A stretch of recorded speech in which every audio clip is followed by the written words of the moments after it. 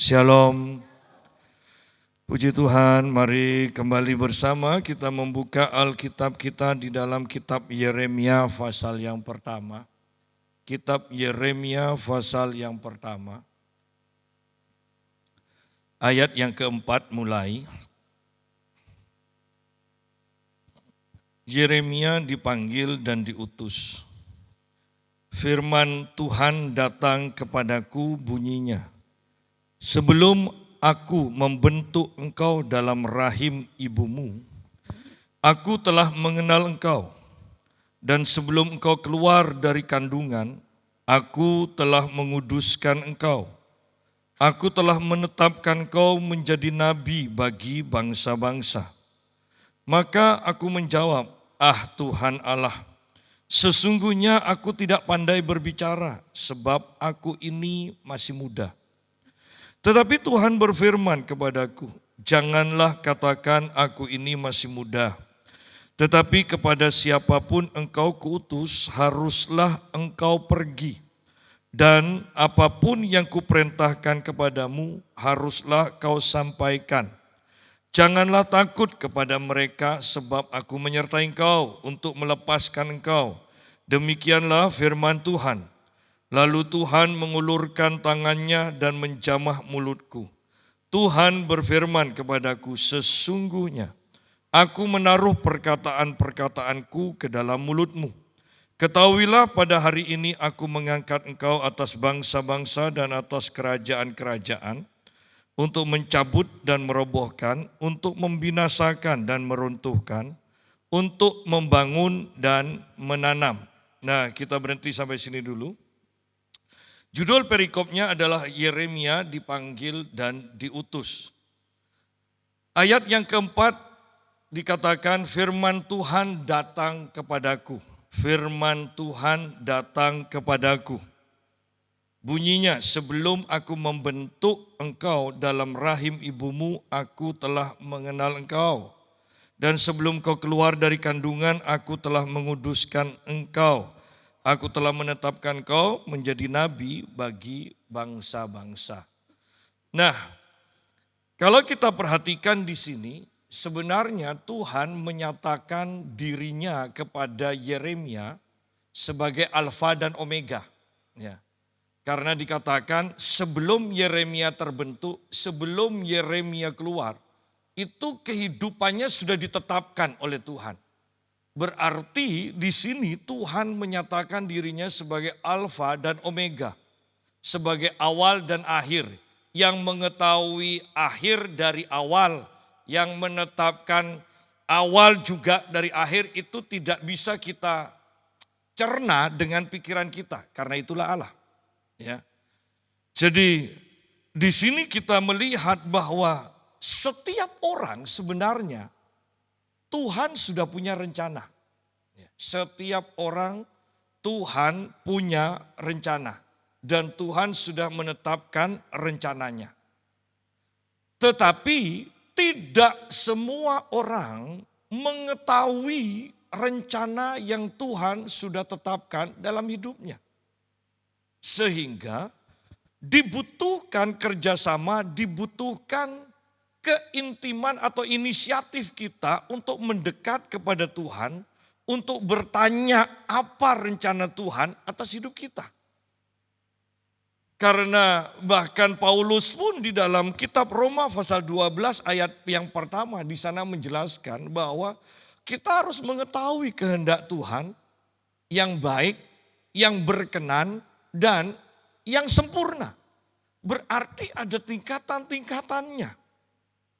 Bahwa kita mau menjadi apa, itu memang terserah kita. Tetapi ingat, Tuhan sudah punya rencana. Kalau kita tahu rencana Tuhan, kalau kita mau tunduk dan berjalan sesuai dengan rencana Tuhan ini, maka kita akan menjadi orang di atas rata-rata. Ya. Tetapi kalau kita tidak mau mencari Tuhan, dan kita hanya sekedar pokoknya saya berusaha, saya hidup benar, sudah. Iya kita diberkati, iya. Tetapi tidak bisa maksimal sampai puncak seperti yang Tuhan inginkan dan rencanakan atas hidup kita. Jadi betapa pentingnya kita itu mendekat kepada Tuhan, intim dengan Tuhan, dan mengetahui sungguh rencana Tuhan yang Tuhan tetapkan dalam hidup kita. Bayangkan di sini, kalau kita lihat bahwa kalau Tuhan tidak menyatakan kehendaknya kepada Yeremia, maka Yeremia mungkin hanya menjadi imam. Karena di ayat yang pertama dikatakan, inilah perkataan-perkataan Yeremia bin Hilkia dari keturunan imam yang ada di Anatot di tanah Benyamin. Jadi Yeremia ini adalah seorang imam, keturunan imam dan seorang imam. Dia bisa saja, dan itu baik kalau dia bekerja sebagai imam karena dia memang keturunan imam. Tetapi lihat di ayat yang keempat, Tuhan menetapkan Yeremia sebagai nabi bagi bangsa-bangsa. Seandainya Yeremia tidak mendapatkan firman khusus atau Tuhan memberitahukan rencananya khusus kepada Yeremia, apakah kehidupan Yeremia akan baik-baik saja? Iya, kalau dia menjadi imam. Dia tidak menyimpang. Tetapi ingat, ada rancangan Tuhan yang lebih besar dari yang seharusnya baik-baik saja itu. Ada yang lebih besar, yaitu menjadi nabi bagi bangsa-bangsa. Bukan hanya sekedar menjadi imam dan nabi bagi bangsa Israel, tetapi ini menjadi imam bagi bangsa Israel dan menjadi nabi bagi bangsa-bangsa. Wow, itu luar biasa. Ya. Dan dikatakan di sini, aku telah mengenal engkau. Sebelum aku membentuk engkau dalam rahim ibumu, aku telah mengenal engkau. Sebelum engkau keluar dari kandungan, aku telah menguduskan engkau. Tuhan sudah punya rencana. Bahkan sebelum Yeremia itu ada dalam kandungan, Tuhan sudah punya rencana. Nah, tidak semua orang yang dikandung dan keluar dari kandungan mengetahui rencana Tuhan ini. Tetapi yang pasti ingat kitab Efesus berkata, dialah yang menjawab lebih daripada yang kita doakan dan kita pikirkan. Nah, kalau kita terapkan di ayat yang keempat ini, untuk ayat yang pertama, mungkin Yeremia berdoa, Tuhan pakai aku Tuhan, menjadi seorang imam yang benar. Supaya aku tidak mempermalukan orang tuaku sebagai imam, tidak mempermalukan namamu. Baik. Tetapi Tuhan menjawab, nah di dalam kitab Efesus, melebihi apa yang didoakan dan yang dipikirkan. Jadi di sini kita melihat betapa luar biasanya sehingga Paulus dan pemazmur berkata, oh alangkah dalamnya hikmat pengetahuan dan kekayaan Allah. Itu sungguh butuh kedekatan, keintiman kita dengan Tuhan untuk bisa mengetahui dengan benar. Dan saya kembali tekankan, tidak semua orang tahu. Sehingga kita melihat banyak orang yang menjadi sekedar orang hidupnya biasa-biasa saja. Tidak kekurangan, iya. Tetapi tidak menggoncangkan. Tidak menggoncangkan sekelilingnya atau bahkan bangsa-bangsa. Jadi di sini luar biasa. Aku telah menetapkan engkau bukan hanya sekedar menjadi imam, tetapi menjadi nabi bagi bangsa-bangsa. Bukankah kalau kita mau berprestasi secara internasional dalam hal apapun, mau dalam usaha, mau dalam olahraga, mau dalam pelayanan, bukankah itu tidak mudah? Dan bahkan tidak semua orang berani berpikir untuk mempengaruhi bangsa-bangsa. Sudahlah, yang penting di kotaku saja. Itu sudah, puji Tuhan. Nah, untuk berpikir mempengaruhi bangsa-bangsa, tidak semuanya orang berpikir seperti itu. Tidak semuanya orang berani berpikir seperti itu. Tidak semua orang kesampaian untuk memikirkan hal itu. Tetapi Tuhan punya rencana yang besar. Ingat, secara umum Tuhan Yesus mengatakan, jadilah saksi sampai ke ujung dunia. Ya. Berarti kan rancangan Tuhan untuk masing-masing kita itu besar loh. Jadilah saksi dalam hal apapun yang engkau kerjakan. Ya. Maka aku menjawab, Tuhan Allah, sesungguhnya aku tidak pandai berbicara, sebab aku ini masih muda. Banyak orang yang takut menerima panggilan Tuhan. Banyak orang yang takut bahkan memikirkan rancangan Tuhan yang terlalu besar bagi kita. Banyak orang yang tidak berani mempercayai bahwa Tuhan punya rencana besar atas hidup kita. Bahwa Tuhan turut bekerja untuk membuat rancangan itu terjadi dalam hidup kita. Banyak yang tidak berani. Sehingga kemudian kita menjadi orang yang biasa-biasa saja. Ya. Yang penting kan tidak menyusahkan orang. Yang penting kan cukup. Ya puji Tuhan. Tetapi kalau ada yang lebih baik daripada itu, kenapa tidak? Ya.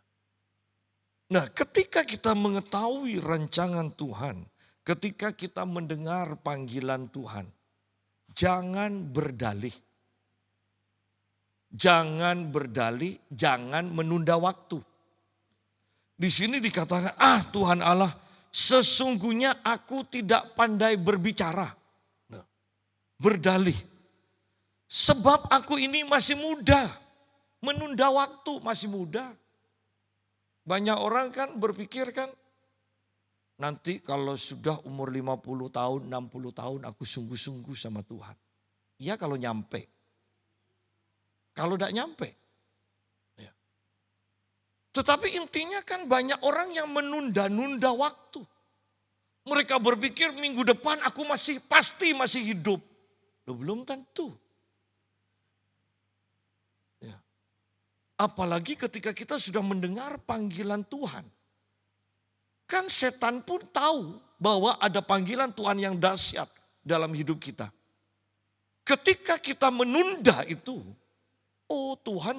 setan mempunyai celah untuk menghancurkan rencana Tuhan atas hidup kita. Ya. Nanti aku masih muda, masih mau bersenang-senang dulu. Iya kalau nyampe ke nanti. Aku tidak pandai, bukan bidangku itu. Bahkan Tuhan kepada Musa berkata, aku yang akan menyertai lidahmu. Bukankah aku yang membuat lidah? Aku yang akan menyertai lidahmu. Tetapi Musa berkata, enggak Tuhan. Tadi pagi kita sudah bahas, enggak Tuhan. Aku enggak pandai berbicara. Sampai Tuhan gregetan itu kan. Tuh sekarang Harun kakakmu sedang menuju kepadamu. Katakan kepada Harun, nanti Harun yang akan menyampaikan. Itu intonasinya saya percaya Tuhan gregetan. Ya. Berapa lama Tuhan menunggu kita? Dan bisakah Anda merasakan gregetannya Tuhan ini kepada kita? Ya. Enggak Tuhan, aku ingin kaya dulu, aku masih muda. Aku bahkan bukan bidangnya di sini. Yang penting kan melayani Tuhan. Banyak orang berdalih seperti itu. Dipanggil untuk menjadi hamba Tuhan full time, tetapi kemudian mau berbelok, yang penting kan melayani Tuhan walaupun tidak jadi pendeta. Nah, banyak orang yang seperti itu. Ya. Tidak bisa ketika Anda berbelok, sudah ditetapkan jalan. Ya, sudah ditetapkan jalan dari Pamekasan ke Suramadu. Loh, kalau Anda belok menyimpang bisa nyampe, iya, tapi waktunya kan lebih. Ya, itu masih rumit lagi, belok-belok ya, yang tidak dilewati penuh dengan lubang. Ya, loh, kalau ada jalan yang lancar, kenapa milih yang belok-belok yang berlubang? Ya, bahkan kalau sudah lewat jalan alternatif nanti, rencana yang di depan, mungkin yang di Surabaya yang mana, itu bisa menjadi kacau semua. Terlambat. Loh, kalau diundang orang manten terlambat 2 jam kan selesai kan? Ya. Nah, banyak yang tidak memikirkan ini. Menunda waktu, dipikir waktunya pasti tersedia bagi kita. Padahal kita ini sedang kejar-kejaran dengan waktu. Ya.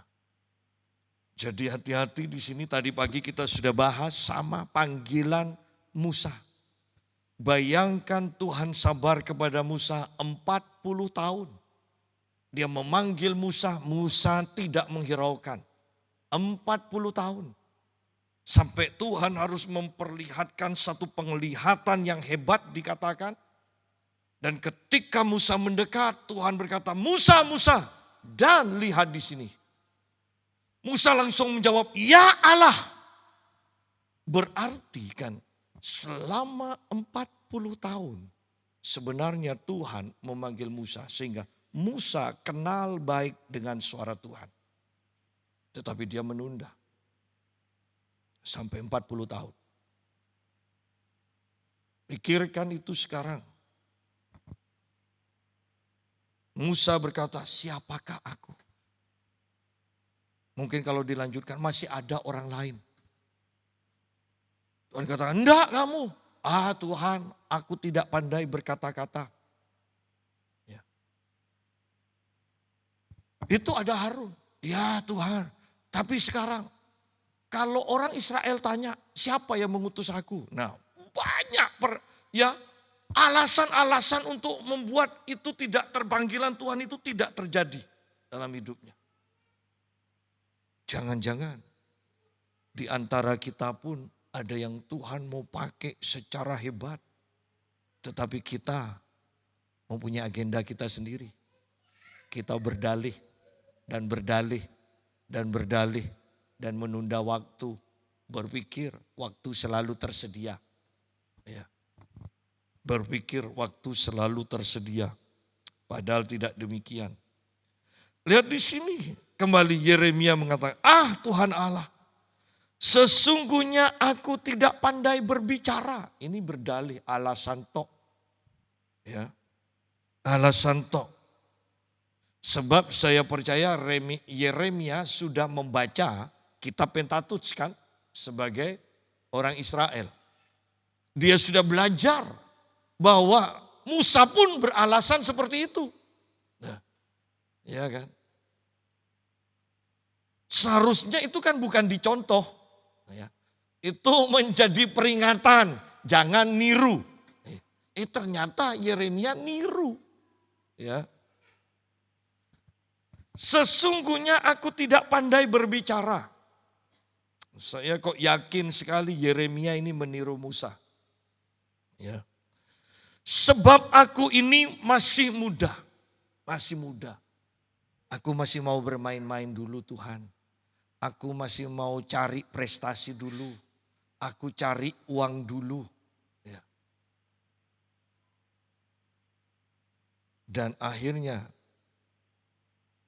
kita tidak menjadi apa-apa. Saya mau katakan begini, akhirnya Tuhan menemukan pengganti. Ingat, kalau kita tidak mau, Tuhan masih mempunyai cadangan demi cadangan. Jangan berpikir kalau kita tidak mau, maka rencana Tuhan tidak akan bisa digantikan oleh orang lain. Oh, Itu pemikiran yang sangat salah. Ayat yang ketujuh. Tetapi Tuhan berfirman kepadaku, janganlah katakan aku ini masih muda. Tetapi kepada siapapun engkau kuutus, haruslah engkau pergi. Dan apapun yang kuperintahkan kepadamu haruslah kau sampaikan. Jadi di sini Tuhan mengingatkan, jangan berdalih, taat aja. Ya, sederhananya kan itu. Jangan berdalih, jangan beralasan, taat aja. Janganlah katakan aku ini masih muda. Tetapi kepada siapapun engkau kuutus haruslah engkau pergi. Dan apapun yang kuperintahkan kepadamu haruslah kau sampaikan. Taat. Diutus kemana aja taat. Diutus untuk menyampaikan apa saja sampaikan. Taat. Ya. Jadi di sini kita melihat bahwa pelayanan kenabian itu kita tahu tidak akan disukai oleh banyak orang. Bahkan mungkin kalau kita sungguh-sungguh berperan dan bertugas sebagai nabi, banyak orang yang tidak suka pada kita. Ketika kita menyampaikan suara kenabian, banyak orang yang tidak suka kepada kita. Ketika gereja ini bergerak dalam kenabian, banyak bahkan gereja yang akan mencap kita sesat. Ya. Bahwa kenabian ini sangat ditakuti karena kenabian ini menyampaikan isi hati Tuhan. Ya. Janganlah katakan aku ini masih muda. Tetapi kepada siapapun engkau kuutus, haruslah engkau pergi. Dan apapun yang kuperintahkan kepadamu, haruslah kau sampaikan. Ketika saya dipenuhi Roh Kudus, dan Mami berkata, Sak, kamu kok berubah, mau jadi hamba Tuhan? Dan saya jawab, pokoknya Yusa dah mau seperti papi, Yusa mau dipakai Tuhan lebih daripada papi. Dan kemudian Mami katakan, masuk sekolah Alkitab aja. Saya katakan, oh iya sudah masuk sekolah Alkitab. Saya tidak menunda waktu, saya hanya berkata begini pada Tuhan. Sebelum masuk sekolah Alkitab, saya ingin tahu rasanya kerja. Tiba-tiba saya dipanggil karena untuk menggantikan seorang pelatih fitness. Dan itu di Surabaya itu fitness paling besar dulu. Dan saya mendapatkan gaji lumayan. Ya. Disuruh menggantikan, ternyata kemudian sebulan kemudian. Ini yang berhenti sementara datang lagi. Dan kemudian saya dikatakan, sudah ini penggantinya sudah datang, kamu resign ya. Oh iya enggak masalah. Dan pas waktunya, itu sekolah Alkitab dibuka di sekolah Alkitab Surabaya. Saya masuk. Tetapi yang pasti saya harus mengakui enakan kerja ke Tuhan daripada ke manusia. Saya bertemu dengan orang-orang munafik di tempat fitness itu. Bayangkan pelatih, satpam kalau tidak ada yang punya, santai ngomong-ngomong walaupun ada yang baru tidak dilatih. Saya tanya, kenapa kok tidak dilatih? Kok enak, orang tidak bayar khusus ke kita. Tapi kalau sudah yang punya datang, semuanya meski yang lama pun dilatih, diangkatkan, disiapkan. Sampai satpam yang seharusnya itu di luar pintu, masuk ngelatih juga. Anda bisa bayangkan orang-orang munafik seperti ini. Dan saya mau katakan, enak kerja buat Tuhan. Enak kerja buat Tuhan. Ketika Tuhan perintah, kita lakukan tugas. Selesai lakukan tugas, kita menikmati Tuhan. Wow, enak. Ya, enak. Dan ikut Tuhan harus mempunyai hati dan pikiran Tuhan. Tuhan punya rencana yang besar. Saya mau tekankan, Tuhan punya rencana yang besar. Saya mau katakan mulai dulu saya tidak suka yang rata-rata. Orang kan suka, yang penting tidak paling bawah. Ya kan? Oh saya enggak. Saya sekolah selalu masuk 10 besar lebih banyak. 10 besar itu kalau saya enggak belajar. Ya, tapi saya sukanya memang kalau sekolah itu duduknya paling depan. Jadi kan enggak bisa ngomong kan, merhatikan. Jadi enggak perlu belajar lagi sampai rumah. Ya. Saya selalu berusaha untuk jadi yang terbaik. Olahraga pun selalu jadi yang terbaik.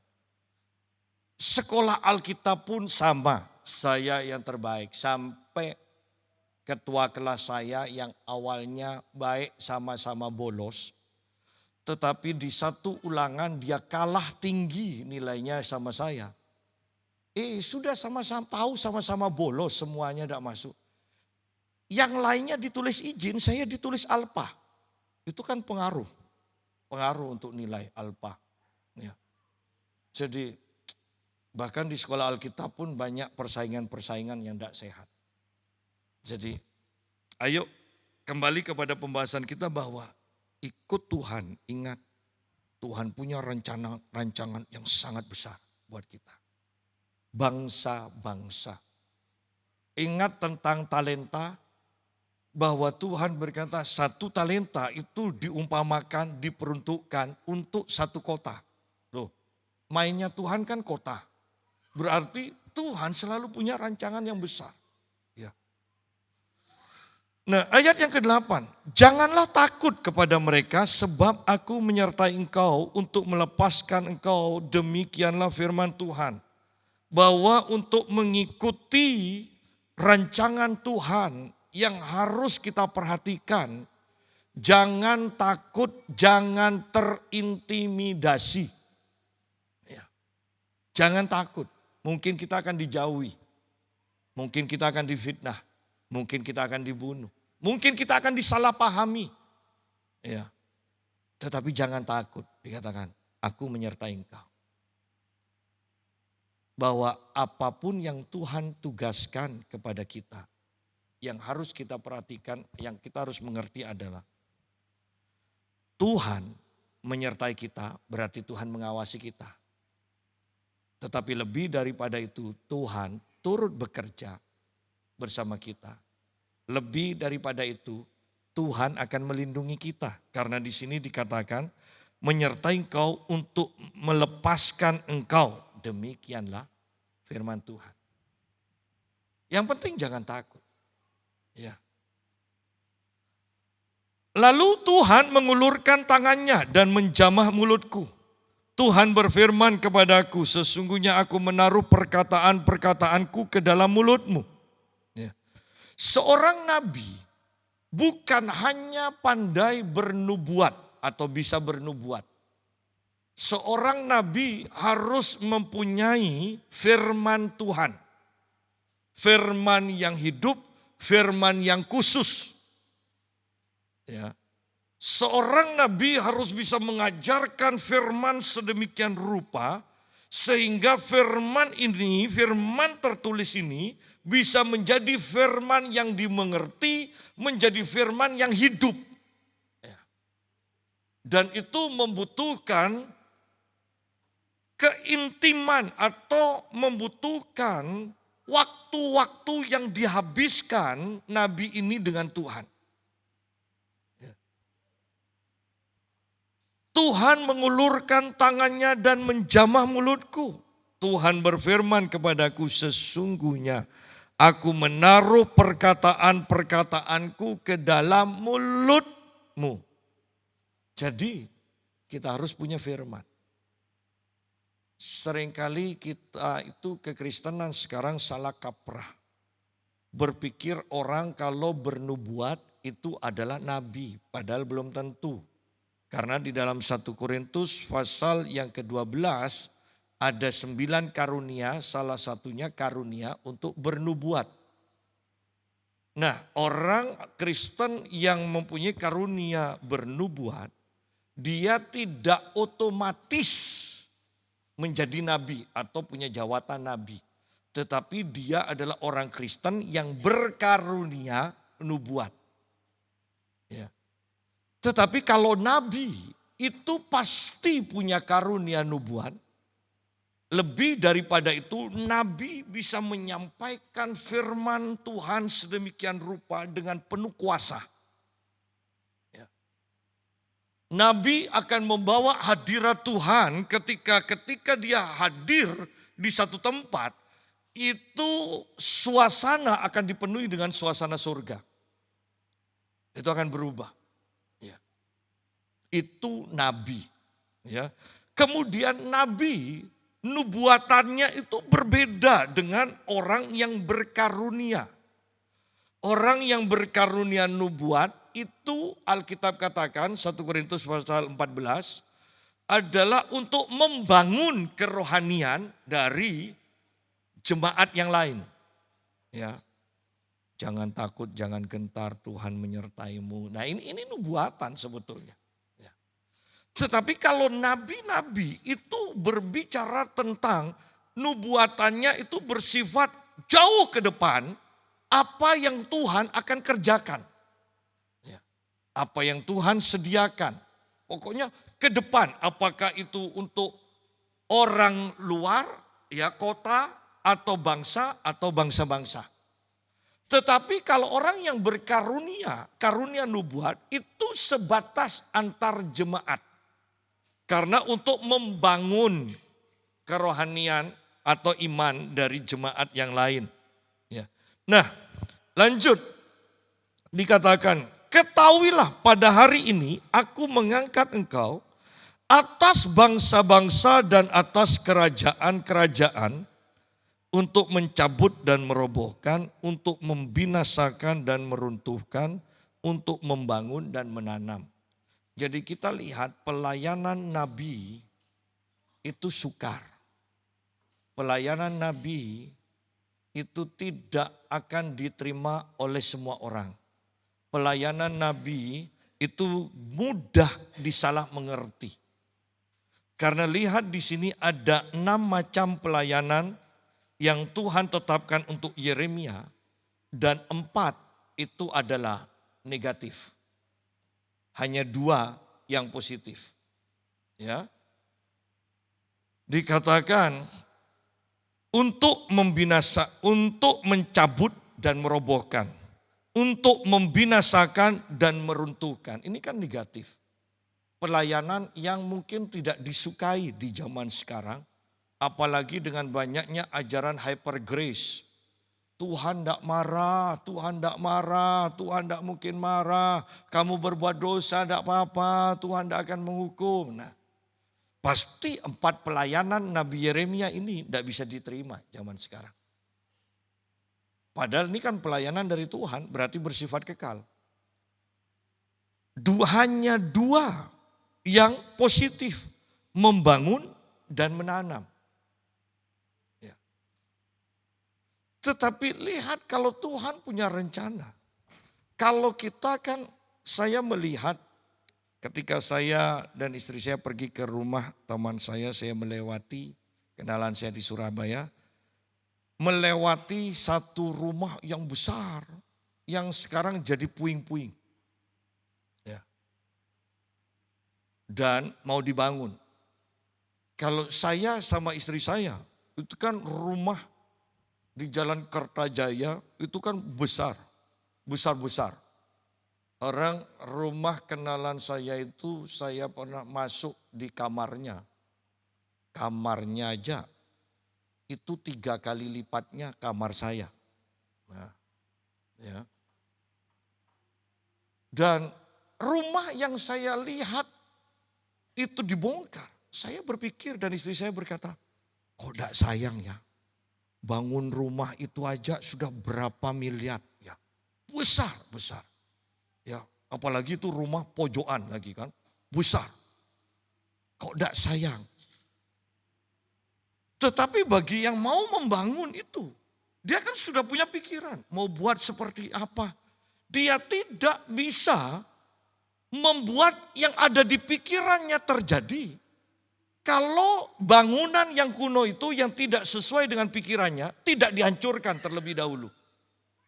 Tidak bisa kemudian kita kan sayang, lebih baik kan tambah ini, kurangi ini, tambah ini, kurangi ini.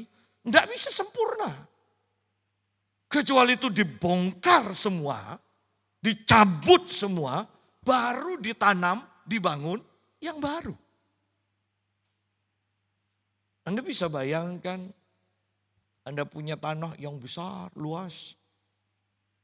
Kemudian ada rumah yang bobrok, yang setengah hancur, tapi banyak tanah masih di sekelilingnya dan Anda mau bangun rumah yang besar, yang mewah. Kira-kira, kan rumah yang bobrok ini kan tidak mengganggu. Tapi saya percaya Anda kan pasti bongkar ini sama sekali. Rumah yang bobrok. Kenapa? Mengganggu pemandangan. Itu akan mengurangi kesempurnaan dari rumah yang akan kita bangun. Jadi kita lihat di sini bahwa kalau Tuhan menegur kita, kalau Tuhan begitu keras kepada kita, ingat, karena Tuhan tidak bisa membangun yang baru sebelum yang lama itu sungguh-sungguh dihancurkan dan disingkirkan dari kita. Tuhan tidak akan membuat tambal sulam. Alkitab katakan yang lama sudah berlalu, sesungguhnya yang baru sudah datang. Bahwa kalau Tuhan bertindak, yang lama akan dihancurkan, dicabut, dirobohkan, dibinasakan. Baru Tuhan akan bangun, Tuhan akan tanam yang sungguh-sungguh baru. Ya. Kelihatannya kejam, kelihatannya pemborosan, tidak menyenangkan, memakan waktu yang panjang. Tetapi demi yang baru dan demi yang terbaik, semuanya bisa dilakukan oleh Tuhan. Mungkin tidak menyenangkan, teguran demi teguran. Ya. Tersinggung, sakit hati, salah paham. Tetapi ingat bahwa Tuhan menyampaikan firman-Nya karena Dia mau membangun dan menanam yang sungguh-sungguh sepenuhnya baru. Itu indah, itu baik, itu luar biasa. Oleh karena itu relakan hati kita untuk diselidiki, dicabut oleh Tuhan. Dirobohkan, dibinasakan mungkin yang lama yang tidak berkenan.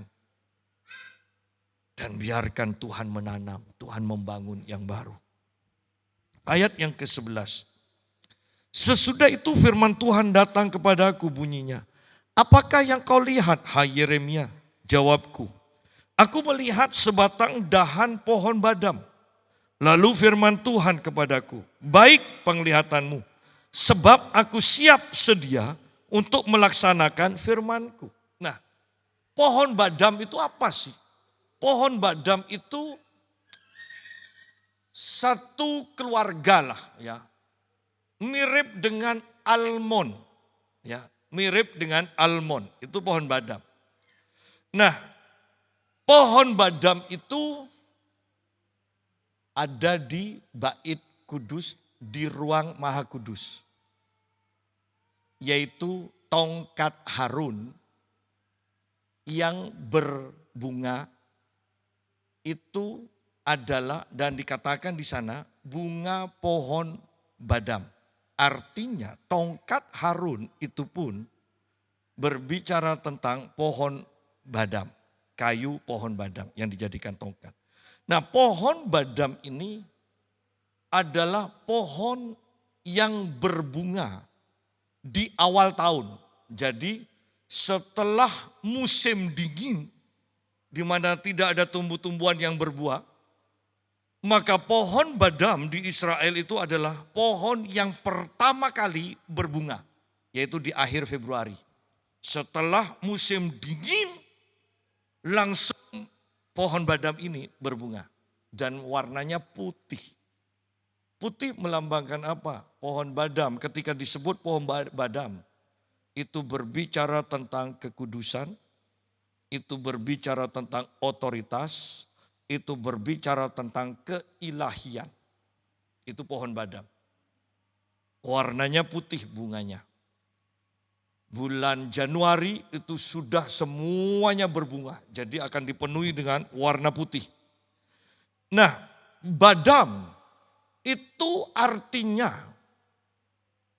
melihat dan terjaga atau berjaga-jaga.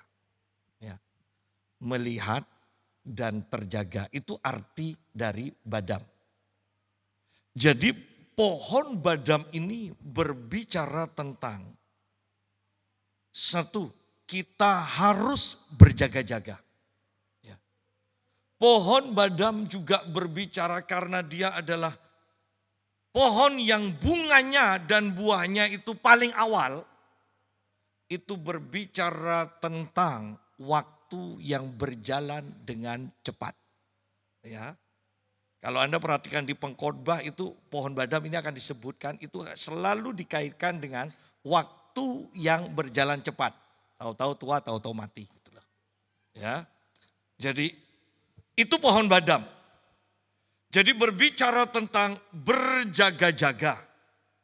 Tentang kewaspadaan. Ya. Dan waktu yang berjalan dengan cepat.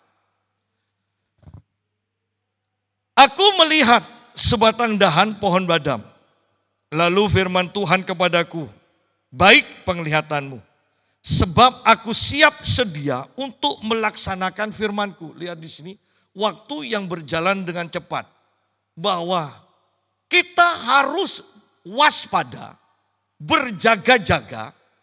Karena Tuhan akan dengan cepat menjalankan firman yang sudah diucapkannya. Rencana-rencananya akan dijalankan dengan cepat. Kemudian penglihatan yang kedua.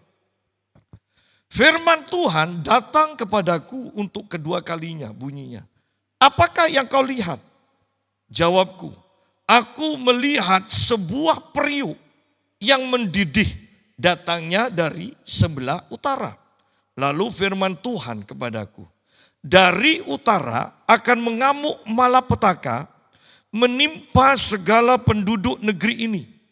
Sebab sesungguhnya aku memanggil segala kaum kerajaan sebelah utara, demikianlah firman Tuhan, dan mereka akan datang dan mendirikan tahtanya masing-masing di mulut pintu-pintu gerbang di Yerusalem, dekat segala tembok di sekelilingnya, dan dekat segala kota Yehuda. Maka aku akan menjatuhkan hukumanku atas mereka, karena segala kejahatan mereka, sebab mereka telah meninggalkan aku dengan membakar korban kepada Allah lain dan sujud menyembah kepada buatan tangannya sendiri. Yang pertama, berbicara penglihatan pertama, berbicara tentang berjaga-jaga. Yang kedua, berbicara tentang penghukuman Allah yang akan dinyatakan, ditimpakan kepada umat Tuhan, karena umat Tuhan sudah meninggalkan Allahnya. Mereka berbuat dosa, mereka berzinah secara rohani. Di sini dikatakan membakar korban kepada Allah lain dan sujud menyembah kepada buatan tangannya sendiri. Sehingga Allah membangkitkan bangsa-bangsa di seluruh dunia untuk menghancurkan umatnya sendiri. Kenapa? Karena umatnya sudah menyimpang imannya. Mereka menyembah Allah yang lain. Mereka meninggalkan Tuhan. Ya. Jadi jangan berpikir dosa, kenajisan, tidak setia kepada Tuhan, Tuhan akan biarkan. Ingat dua penglihatan ini.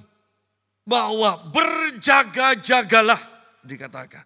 Berjaga-jagalah. Yang kedua, sebab aku akan mendatangkan penghukuman kepada umatku yang sudah meninggalkan aku. Yang sudah menyembah Allah lain. Dua penglihatan itu yang Tuhan berikan kepada Yeremia. Dan Tuhan akan segera melakukannya. Bukankah ini pun cocok untuk zaman kita sekarang? Berjaga-jagalah. Karena orang-orang ditakutkan dengan megatrust. Akan terjadi, pasti terjadi. Bagaimana dengan perang? Bahwa Israel dengan Hizbullah yang begitu luar biasa. Saya tidak tahu. Sekarang kita melihat Israel bisa membuat HP, ya kan? Walkie-talkie bisa meledak. Di rumah orang-orang Hizbullah itu semuanya bisa meledak. Berandai-andai kalau mereka putus asa dengan kecanggihan orang-orang Israel ini. Apakah ada kemungkinan akhirnya dalam keputusasaan mereka nekat dan menggunakan nuklir? Bisa jadi. Daripada mati sendiri, mati bareng-bareng kan. Dan selesailah. Kalau selesai, apakah kita sungguh-sungguh sudah siap untuk mempertanggungjawabkan semua yang Tuhan percayakan kepada kita di muka bumi ini?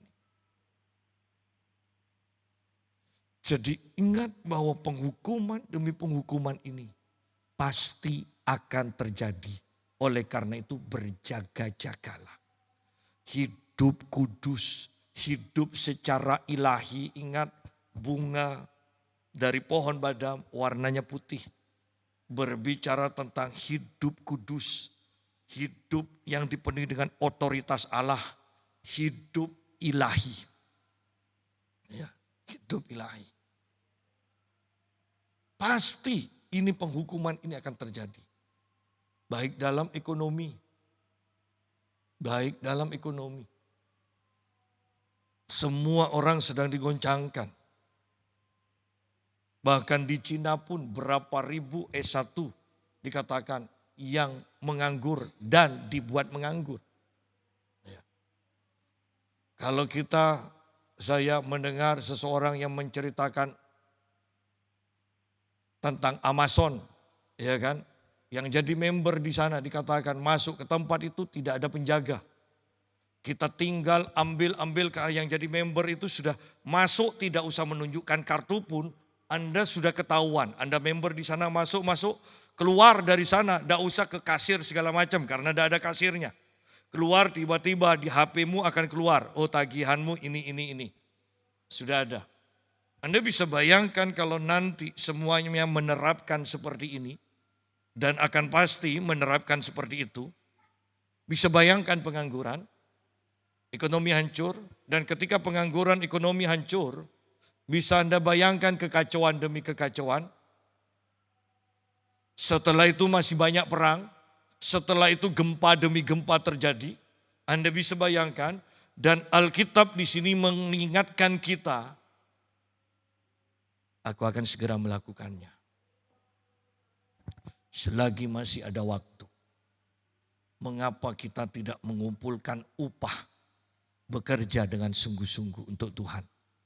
Ya. Upah. Nah, kita lanjutkan sekarang. Ayat 17, tetapi engkau ini, baiklah engkau bersiap. Bangkitlah dan sampaikanlah kepada mereka segala yang kuperintahkan kepadamu. Jangan gentar terhadap mereka supaya jangan aku menggentarkan engkau di depan mereka. Bahwa seorang hamba Tuhan, bahkan orang Kristen, ketika kita takut untuk menyampaikan kebenaran, kita berkompromi, maka selamanya kita akan menjadi orang yang takut. Di sini dikatakan, lihat di sini. Tetapi engkau ini, baiklah engkau bersiap, bangkitlah dan sampaikanlah kepada mereka segala yang kuperintahkan kepadamu. Janganlah gentar terhadap mereka. Kalau engkau gentar dan engkau gentar lagi, maka Tuhan akan menggentarkan kita di hadapan orang-orang tersebut. Sama dengan Firaun mengeraskan hati. Kemudian setelah beberapa kali, Tuhan yang mengeraskan hati Firaun. Jadi kita akan selalu di sini, di dalam kitab Yeremia, pada akhirnya kita akan menjadi orang yang terus berkompromi, tidak akan menyatakan kebenaran. Ya di atas ya, tidak di atas tidak. Kita akan takut nyinggung. Takut apa. Sehingga kita tidak layak menjadi pelayan Tuhan. Ya. Jangan takut. Kalau engkau takut, akhirnya aku yang akan membuat engkau selalu takut. Ya. Bahwa ketika orang-orang gencar memberitakan perpuluhan, tidak harus perpuluhan, tidak berlaku dan sebagainya. Bahkan hamba Tuhan besar ketika diwawancarai. Dan dia dari denominasinya, saya percaya denominasinya itu menekankan soal perpuluhan. Tidak ada yang salah. Tetapi ketika melihat, mendengar pemberitaan-pemberitaan orang-orang yang anti dengan perpuluhan. Hamba Tuhan ini ketika diwawancarai. Dia mengatakan, saya tidak akan mengatakan perpuluhan itu keharusan. Tetapi bayangkan kasih Allah yang begitu besar. Bahwa kita memberi perpuluhan karena kita memang mempunyai hati yang memberi. Loh, kok begitu? Kok main jalan tengah? Bahwa ketika kita sudah berkompromi di satu hal, maka ke hal-hal yang lainnya nanti kita akan terus kompromi. Ketika engkau takut, kata Tuhan, aku yang akan membuat engkau selalu takut kemudian untuk menyampaikan kebenaran. Jadi betapa mengerikan. Dan ini yang terjadi juga di zaman sekarang dan ke depannya pasti. Ya. Ayat 18 dan 19. Mengenai aku sesungguhnya pada hari ini, aku membuat engkau menjadi kota yang berkubu, menjadi tiang besi dan menjadi tembok tembaga. Melawan seluruh negeri ini, menentang raja-raja Yehuda dan pemuka-pemukanya, menentang para imamnya dan rakyat negeri ini. Mereka akan memerangi engkau, tetapi tidak akan mengalahkan engkau. Sebab aku menyertai engkau untuk melepaskan engkau. Demikianlah firman Tuhan. Sidang jemaat, di akhir zaman, untuk menjadi orang benar, Anda akan selalu menjadi minoritas. Tetapi lihat orang-orang yang menentang Yeremia dikatakan, raja-raja Yehuda, pemuka-pemuka, para imamnya, seluruh rakyat negeri menentang Yeremia. Tetapi satu penghiburan, aku menyertai engkau. Hanya Tuhan yang bela. Beranikah kita berdiri dalam kebenaran ketika semuanya menentang kita? Ketika kita takut, maka selamanya kita akan menjadi penakut. Tetapi ketika kita berani, maka Tuhan yang menyertai kita. Tuhan yang akan memagari kita. Tuhan yang akan membela kita. Tuhan yang bekerja sama dengan kita. Tuhan yang akan setia kepada kita. Sidang jemaat, waktu-waktu ini tidak mudah. Kedepannya tidak akan semakin mudah. Ya, bahkan ada nasihat dari orang-orang yang berhikmatlah.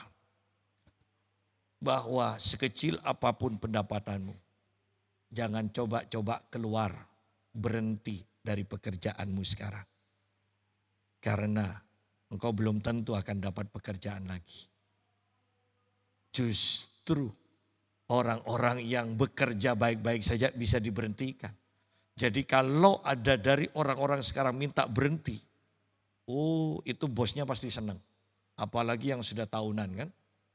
Saya mendengar satu cerita bahwa di satu hotel yang besar, general manajernya berkata, hotel besar, hotel bintang 5. Karyawan tetap dari hotel itu hanya 4. Yang lainnya karyawan kontrak semua. Anda lihat bahwa kehidupan tidak semakin mudah. Hanya ketika kita mengandalkan Tuhan dan Tuhan menyertai kita saja, kita boleh merasa aman. Kalau tidak, kapanpun kita bisa digoncang, kita bisa mengalami hancur. Anda boleh lihat perusahaan-perusahaan besar semua. Jarang sekarang orang terima kemudian jadi karyawan tetap. Semuanya honor yang kapanpun bisa diberhentikan dan tidak akan dapat pesangon apapun juga. Jadi inilah kehidupan kita. Tetapi mari belajar percaya kepada Tuhan. Bahwa Tuhan yang setia, Tuhan yang akan menyertai kita senantiasa. Tuhan memberkati.